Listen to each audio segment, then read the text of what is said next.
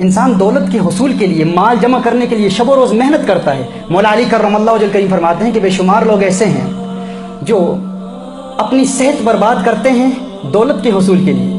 دولت حاصل کرنے کے لیے ساری زندگی محنت کرتے ہیں اور دولت کے حصول میں اپنی صحت برباد کر دیتے ہیں۔ آدھی زندگی دولت حاصل کرنے کے لیے اپنی صحت برباد کر دیتے ہیں اور باقی زندگی اس صحت کو حاصل کرنے کے لیے اس دولت کو برباد کر دیتے ہیں۔ نہ دولت ملتی ہے، نہ صحت ملتی ہے، نہ راحت ملتی ہے، نہ سکون ملتا ہے، دونوں برباد ہو جاتے ہیں۔ تو کنزیومرزم کو اوائڈ کیا جائے، اس کا طریقہ کیا ہے؟ مالدار لوگ جن کے پاس اللہ نے ان کو دولت دی ہے، وہ خوشی کیسے حاصل کریں؟ اس حوالے سے آج کی اس خوبصورت بزم میں چند نکات آپ لکھ لیں۔ ایسے لوگوں کے لیے خوشی حاصل کرنے کا طریقہ یہ ہے، سب سے پہلا عمل یہ ہے کہ ہر روز صبح اٹھتے ہی جب آنکھ کھلے نماز ادا کرے اور کہیں باغ میں جا کر کبوتروں کو دانے ڈالیں، بطخوں کو کھانا کھلائیں، اللہ کی مخلوق کی خدمت کریں۔ جب آپ ان کبوتروں کو کھانا کھاتے ہوئے یا بطخوں کو یا اللہ کی مخلوقات کو کھانا کھاتے ہوئے دیکھیں گے، اس وقت جو خوشی کی لہر آپ کے اندر دوڑے گی اور آپ کو جو خوشی حاصل ہوگی، جو سکون حاصل ہوگا، انسان اس کو بیان ہی نہیں کر سکتا۔ ان ممالک میں آپ ویسے ہالیڈیز پر اگر جاتے ہوں، سفر پر جاتے ہیں، کاروباری بزنس کے ٹرپس پر آپ جاتے ہیں، بجائے اس کے کچھ وقت نکالیں، ایسے ممالک میں جائیں جہاں یتیم بچے ہیں، ان کی کفالت کی ذمہ داری لے لیں، ان کی تعلیم کی ذمہ داری لے لیں۔ جب آپ کسی یتیم بچے کو اس کے سر پر دست شفقت رکھیں گے اور کہیں گے کہ میں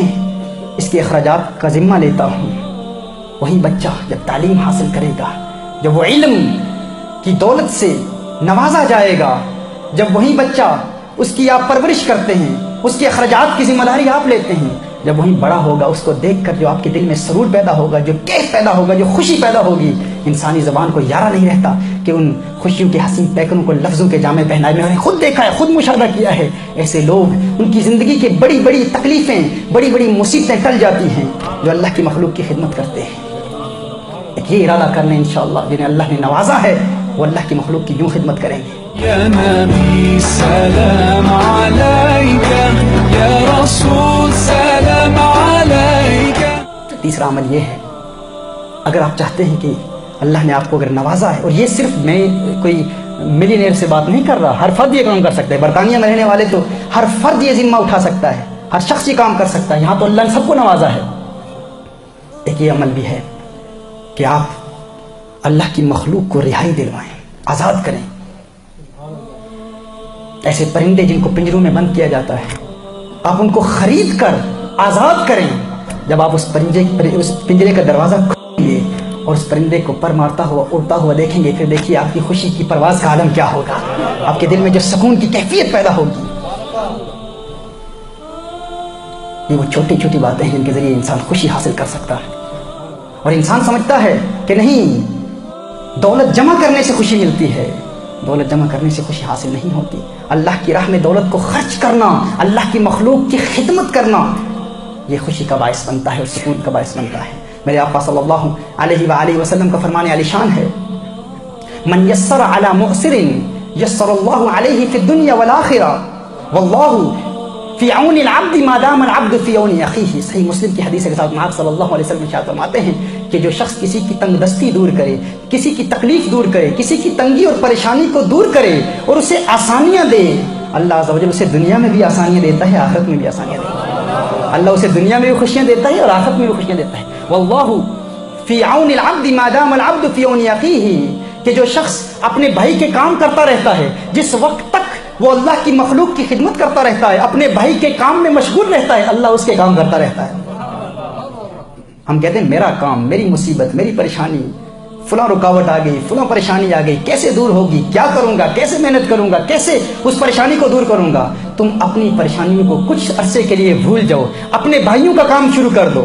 اللہ کی مخلوق کا کام کرنا شروع کر دو۔ فرمایا جو انسان اللہ کی مخلوق کے کام میں مشغول رہتا ہے، اللہ اس کے کام خود کر دیتا ہے، اللہ اس کے مسائل حل کر دیتا ہے، اللہ اس کی پریشانیاں دور کر دیتا ہے، اللہ اس کی تکلیفیں دور فرما دیتا ہے۔ اور میرے آقا صلی اللہ علیہ وسلم نے یہاں تک ارشاد فرمایا، جیسا آپ صلی اللہ علیہ وسلم ارشاد فرماتے ہیں کہ جو شخص، جو انسان اپنے گھر سے ایک لمحے کے لیے باہر نکلتا ہے، فقط اس لیے کہ کسی مومن کی حاجت روائی کرے، کسی مومن کی مدد کے لیے اپنے گھر سے ایک لمحے کے لیے باہر نکلتا ہے، فرمایا پورا دن اور پوری رات میں سے یعنی 24 گھنٹے میں سے ایک لمحہ نکال کر اپنے گھر سے باہر نکلتا ہے کسی کی حاجت پوری کرنے کے لیے، میرے آقا صلی اللہ علیہ وآلہ وسلم نے ارشاد فرمایا اسے 2 مہینے مسجد میں اعتکاف کرنے والے سے بھی زیادہ ثواب عطا کیا جاتا ہے۔ 2 مہینے مسجد میں اعتکاف کرنا، اس سے بھی زیادہ ثواب اسے ملتا ہے جو فقط ایک لمحے کے لیے گھر سے نکلتا ہے، کسی کی حاجت پوری کرنے کی، حاجت پوری ہو نہ ہو اسے ثواب مل جاتا ہے۔ اور ایک حدیث میں ارشاد فرمایا جو کسی کی حاجت روائی کر دے، کسی کی مدد کر دے، میرے آقا صلی اللہ علیہ وسلم ارشاد فرماتے ہیں تمام عمر عبادت کا ثواب اس کے نامہ اعمال میں لکھ دیا جاتا ہے، گویا کہ وہ تمام عمر اللہ کی عبادت کرتا رہا۔ ارشاد آپ صلی اللہ علیہ وسلم نے ارشاد فرمایا اگر کوئی شخص کسی مغموم کو خوشی دے، کسی پریشان حال کو خوش کر دے،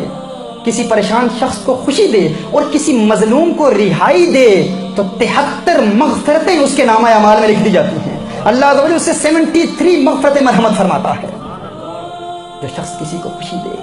اس پرندے کو جب آپ رہا کریں گے تو 73 مغفرتیں آپ کے نامہ اعمال میں اللہ عز و جل لکھ دے گا۔ کسی کی حاجت پوری کریں گے، کسی کو کچھ کھلا دیں گے، 2 مہینے مسجد میں اعتکاف کا ثواب اور اس سے بھی زیادہ ثواب اللہ آپ کے نامہ اعمال میں لکھ دے گا۔